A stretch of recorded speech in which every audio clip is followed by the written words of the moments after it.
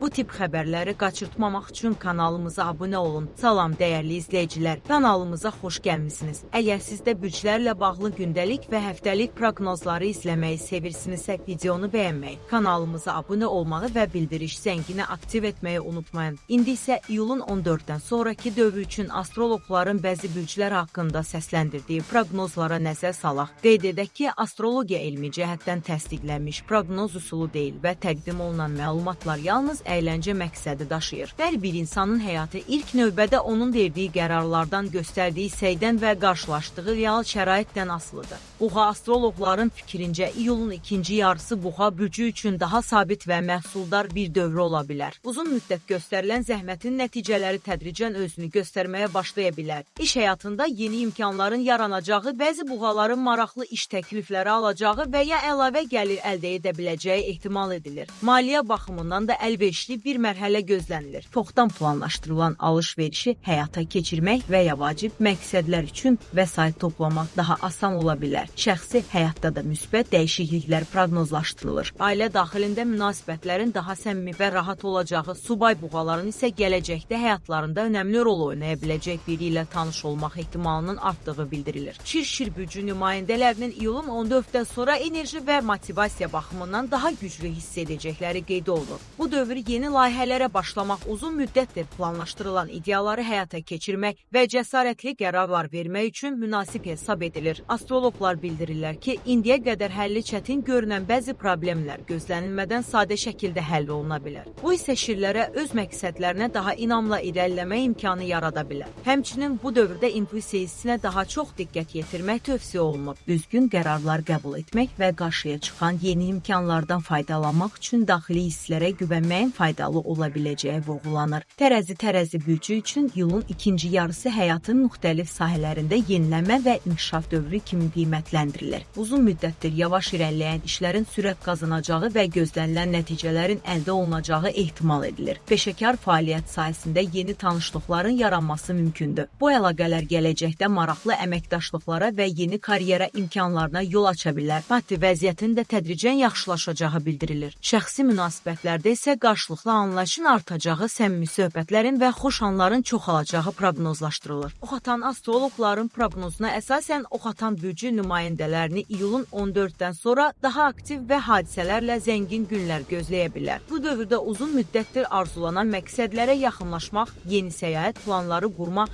və ya gündəlik həyat ritmini dəyişəcək maraqlı təkliflər almaq ehtimalı yüksək qiymətləndirilir. Maliyyə vəziyyətinin tədricən sabitləşəcəyi, gəlirlə bağlı yeni imkanların yarana biləcəyi qeyd olunur. Maliyyə vəziyyətinin tədricən sabitləşəcəyi, gəlirlə bağlı yeni imkanların yarana biləcəyi qeyd olunur. Bununla yanaşı qurulacaq yeni tanışlıqlar həm peşəkar fəaliyyət, həm də şəxsi inkişaf baxımından faydalı ola bilər.